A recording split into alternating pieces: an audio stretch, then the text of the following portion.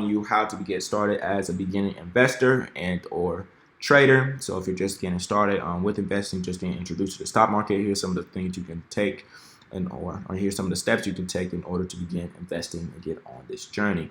So with that being said, let's go ahead and get into it. So first thing you need to do is, of course, open yourself a brokerage account. And so basically what a brokerage account is to the account you're going to be using in order to invest and or trade yourself. As you can see here on my screen, what I personally use is etrade.com. And that's my personal brokerage platform. The main reason I use eTrade is just because I like it, to be frank with you, or to be honest, and it's just one of my main brokerage platforms. Now, of course, I do have others, but like I said, eTrade is my favorite. It's very visually appealing to me, and it's just very practical and easy to use. But with that being said, some of the things that come along with eTrade is, to my knowledge, there's no minimum balance you have to be put into your account when funding or opening your brokerage account. Like, there's no cost. You just go ahead, open your account, fund it with whatever you want. I done had students fund it with $10, $20. So it really doesn't matter how much you put in. Now, of course, their policies could have changed. It's been a minute since I've opened a brokerage account myself. But to my knowledge, there is no minimum balance you have to put in, and there's no cost you have to pay in order to open an account. So I'm going to go through a couple of the steps in order to open an account. So, of course, let's go here. All right, cool. So step one, blah, blah, blah, choose your account type. So, of course, we're going to open a brokerage account. We're not opening a bank or retirement account. So just press continue. Now the 3 account types. So what's the difference between the two? So quickly, individual accounts just for, of course, one owner or just one person. Now, of course, individual account is assuming you're over the age of 18. You do not want to open an individual account if you are a minor like myself. Then you have a joint account. That is more so if you're married or you want to share an account with more than one person, obviously. And so you open that up. And then if you are a minor like myself, and the account I personally have is a custodial account, so you want to click on that. And if you are under the age of 18, have your parents help you set this up, and don't be doing none of this on your own. Just quick disclaimer, and I'm not telling you to. But let's say hypothetically, I am an adult, so I'll just go to individual account, press continue. Is a student customer? No. Well, of course I actually am, but when you're doing the process. So contact information, you go ahead and put that in. You just continue filling out your personal information. If you're dealing with options, you got to fill all that stuff out too. It will ask you those questions. Then you get the funding, and then you review it, and then you will send it off to eTrade. And it typically takes about 3 to 5 business days in order for them to open your account for you. And so when they open your account, if you're trading, you'll have a certain options level.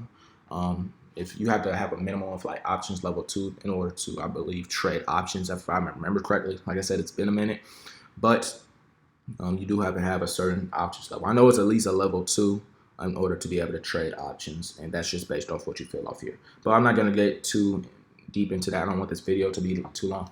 So from there, let's go ahead and move on to the next part.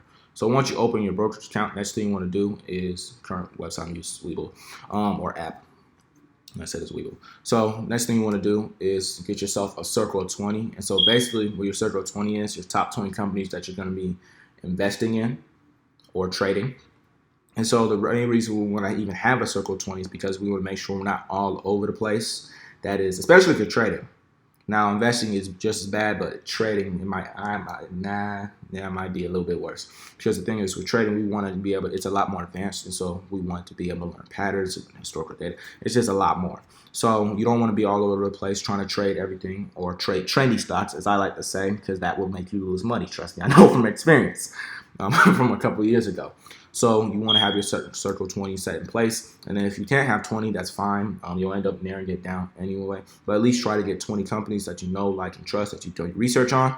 And so from there, you as you begin trading or as you just begin investing, you'll typically narrow it down. Now, of course, that's more so with trading than it is investing. But, hey, it still happens with both. So, like I said, what I currently use is Webull. You also want to open yourself up watch list. This is not actual watch list. I'm not signed in right now on my computer, but once I sign in, of course, it would actually bring it up. But like I said, I personally use Webull, but you can open up a watch list on eTrade as well, and you can open up on different stock sites as well. I believe you can also open one up on Yahoo Finance, which is the main site I use in order to do my research. But from there, once you have your circle of 20 in order, this is just an option chain. Don't pay any attention to that. Then last thing you want to do, especially if you're trading, is, and once you have your brokerage account open, is open yourself up. Not open yourself up, but basically get paper trading on your brokerage account, and that at least with E-Trade, I believe it counts anytime you open it up. So you just you'll see it once you get to your home screen on your brokerage account. You'll see it under Launchpad, and it'll be like open paper trade account or something like that. It has, of course, their little disclaimer or whatever. You go ahead, accept, and then boom, this is what you get taken to. And so once you get here to E-Trade, this is what the actual paper trading site or platform looks like. So the positions, the balances, you get about $100,000 in just fake money. All of this doesn't really matter, at least to me. But yeah, $100,000 in fake money. And then as you can see here, it says margin buying power, 200,000. Well, truth, what's the difference? So the main difference between the two is the $100,000 is cash buying power. Margin power is not margin power, but the margin buying power is 200,000. So what's the difference? It's mainly that, well, margins and cash are different. So basically, what are margins? So margins are like a credit line or a loan that you would get from E-Trade. And so basically, they would give you money to trade and make money off of. However, you, of course, like any credit line, credit card, loan, whatever, you have to pay that back. So you better not lose their money or they don't come looking for you, and we don't want that. So I personally suggest to my students and would suggest to you to not, I'm not a financial advisor, but this is personally what I would, my little advice is to not use margins. Now you can if you want. I know I had a couple of students that use it, not too many, but a couple still. But I would not suggest using margins, especially as a beginner, and especially if you don't know what you're doing, because we don't see the little Robinhood scandals back in 2019, back in 2020.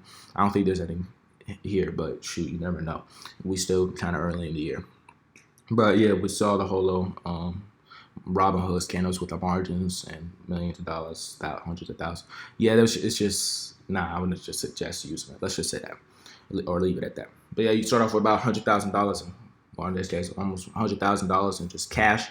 And then so you get to trade that. So of course, you just go here to paper trade, and you would do everything here. It's the quantity that it'll start you off at 100. Why? I don't know. Also start you off a limit, but most of the time you're into the market. And then preview and send it off. But of course, while I'm filming this, the market's not open, but none of that would work right now. Then, so balances, you can check your performance, see how you're doing for the year to date, month, today, however. Your positions, so whatever stocks you're currently invested in. If you're practicing just investing, whatever trades you're currently in, you would see all that here in positions. Only main things you need to pay attention to are the open net gain and today's net gain, how much money you made for the day, open net gain, how much money you made actually, or I guess you could say overall. So my today's net gain could be up $50, so no, I made $50 today, but I'm still down $350. Get the point? So that means basically previously I was down $400, now I made $50. I'm not down as much. So that's basically the difference between the two. But yeah, once you have your paper trade account set up, once you begin paper trading, and I would highly suggest that if you're a beginning trader, whether that's swing, position, scalp, day trade, whatever, I would highly suggest begin paper trading for at least 2 weeks, or at least a week.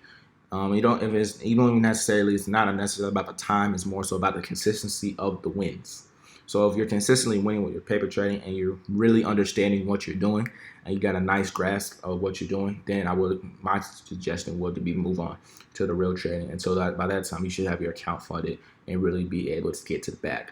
But with that being said, this is some of the tips and tricks and some of the things you can do in order to begin investing in the stock market or trading in the stock market yourself as a beginner. But with that being said, I'm Christian, and that's the truth, and I'm walking in it. Peace.